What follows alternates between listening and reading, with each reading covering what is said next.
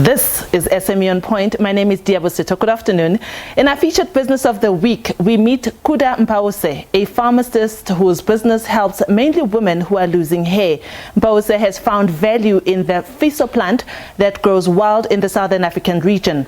Her business, which is called Fiso Restoration Clinic, helps to reverse balding and receding hairline, giving many people their confidence back. Camera operator Aaron Munaisa worked with me in putting this insert together. This is Kuda's story. Losing hair at any stage is distressing, and this is the reality that most people confront on a daily basis. This is the problem that pharmacist and trichologist turned entrepreneur Kuda Mpause is determined to solve. She says black women in particular are losing hair and balding because of a variety of reasons.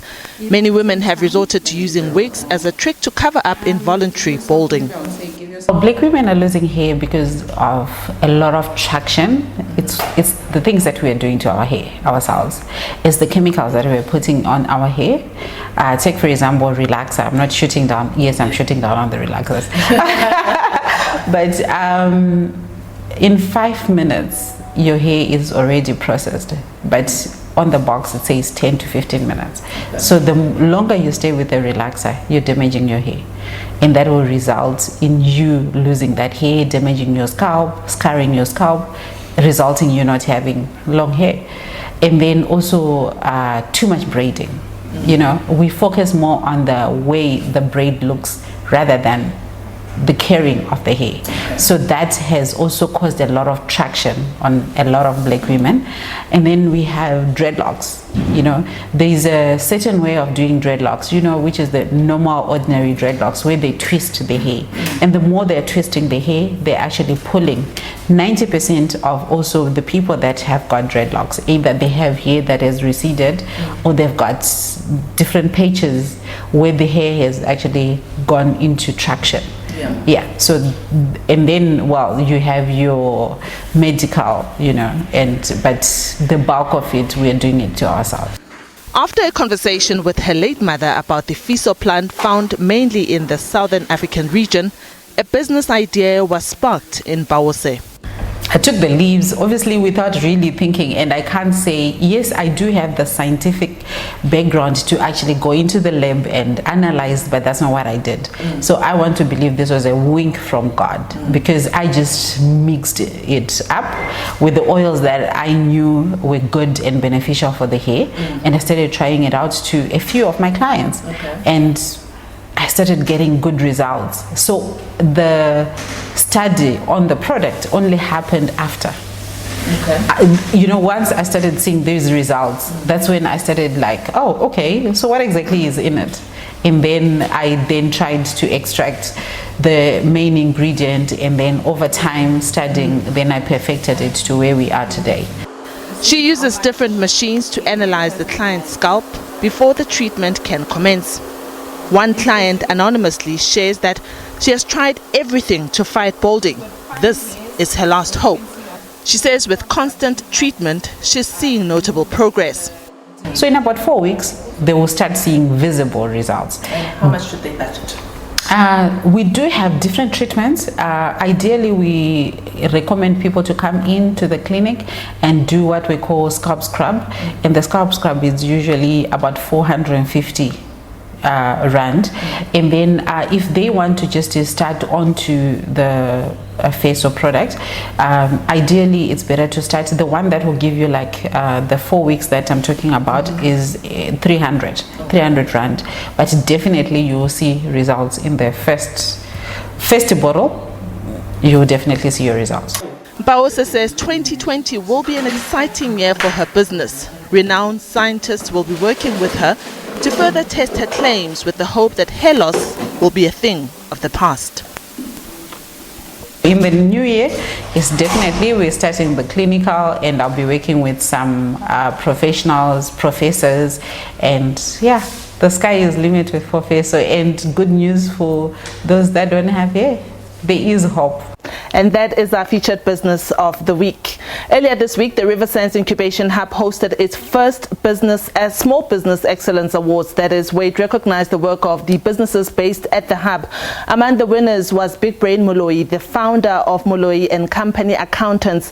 He walked away with the Diepsloot Entrepreneur of the Year Award. The Diepsloot Entrepreneur of the Year Award acknowledges business owners who come from the nearby township of Diepsloot. Mr. Big Brain Moloi is joining us now in studio on SME on Point to talk about his award and his business. Thank you so much, Mr. Moloi, for making time to come to SME on Point. We really welcome you. First of all, congratulations on your award, really well deserved. But please do share with us a bit about Moloi and Company Accountants. Thank you very much. I'm very elated about the award. I never expected it. It came as a surprise. Yeah. And what you want to know? I also want to know, what it means for your business, and also if you could just share with us the landscape of entrepreneurship around Diepsloot. What is it like? Is it easy to start business there and to maintain it and to succeed? This award means a lot to me in my business.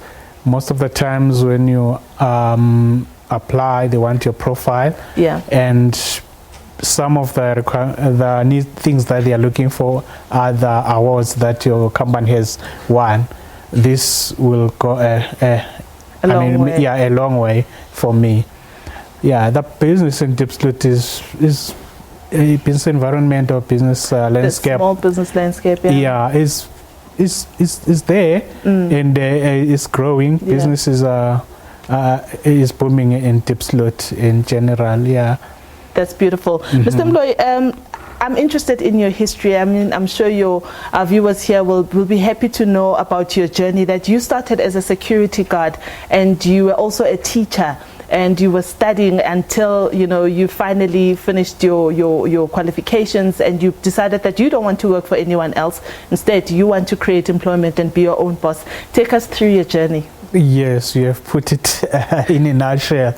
Yeah, indeed, I started as a security guard, starting at night, and while waking, I would be studying and going to sleep. Wake up in the morning. I mean, I was working night shifts. In the mornings, I'll sleep. Afternoon, going attend classes. Then evenings, I'll do my studies until I finish. It must have been strenuous. Yes, it was. It was very difficult. The money that I was earning was very little to finance my studies and look after myself. And the student financial aid, which was known as TAFSA by then, yeah, it wouldn't fund somebody who was studying part-time. So for me, it was very difficult. Yeah, did you have this who you are today in mind? Did you think that one day I'm going to have a company that is mine, that is my own, so I need to stick it out and make sure that I continue studying throughout the night and having these hectic shifts? Definitely, that was my dream, to have my own company. And after doing my article, seeing how my boss was running his own company, I got inspired and asked for ideas from him. He told me, no, you don't need anything, just your computer and a printer, and you're good to go. I looked for a room around Diepsloot in the backyard. I rented it. I stayed there. My bed was there. My table there with the computer was there. I started working and moved to a bigger garage, which I could now divide with the curtain, wake with one side and sleep one side, until I moved to another flat like in Diepsloot, where I had a separate room to sleep and an office. Then I was able to add 2 people to work with me until I moved on to Riversands Incubation Hub. That is where I want to go. Yes. How was the journey there? I've met a lot of entrepreneurs who are based at the Riversands Incubation Hub. What value did that give your business, being in a hub? Of course, there are others, in other parts of the countries, but what value is there for a small business to move in an incubation hub? It was a great move for me, a very important step. for the first time, I was able to rent an office very affordable. I was able to be in a sort of an upmarket area. Yeah. Many clients couldn't, some of my clients couldn't come to Diepsloot because of bad news about Diepsloot. But when I was at Riversands, they could come easily. Yeah, I was able to hire more people because the space I was renting was big enough to accommodate up to 5 people. Yeah. Unlike when I was still in Diepsloot. Yes. So obviously you are in the accountancy profession. What kind of advice can you impart with other small business owners about the importance of having your books in order and having an accountant working on your books so that you are compliant with the relevant authorities? Yes, I cannot emphasize more. It's very important. You can't do without an accountant. Is a small business. There are many things that will trip you along the way. Yeah, there are many compliance issues that you should take into account. Even your own business, you must know whether how the money is going in and going out, and where it's going. You're making profit or loss. Yeah, how are you spending your money? It helps a lot. As a small business to have an accountant. So today it's Black Friday. People are on a spending frenzy. So if you're a business owner, how should you approach a spending frenzy or a Black Friday such as today? How should you be spending your hard-earned money? The most should you be purchasing, you know, all these things that are on special for the business, and how should you go about it? Definitely, you go out and look for things that will bring money into your business. Right. Before you spend your money on a Black Friday, think, is this thing gonna generate money for your business, or is gonna be an item lying around just for consumption or general use? If the answer is no, it won't generate any money, don't spend your money on it. As a small business, most of your expenditure must be directed towards growing your business. Buy computers, buy equipment. If you are in construction, buy assets that will help you generate more money, tackling more projects, grow your business. Yeah, Good Friday should be looked in that too. Yeah, and don't spend what you don't have. Yeah, if you don't have the cash to spend, don't buy it. Let it go. Let it go. Mr. Big Brain Moloi, thank you so much for making time to join us on SME on Point, and congratulations once again on your award. We really appreciate your time. Thank you. Thank you. I appreciate it as well. And as always, we end SME on Point with our inspirational quote of the week. And this week is from Pharasi Fortune. She also calls herself the Pitbull in Heels. And I thought it would be fitting for today since it's Black Friday. And it reads, when making big money decisions within the business, always ask yourself, do I want it or do I need it? This can stop unnecessary spending and help you save. And to get in touch with us on SME on Point, you can email me on setho@sabc.co.za. On Twitter and on Facebook, my handle is @Liabo Setho.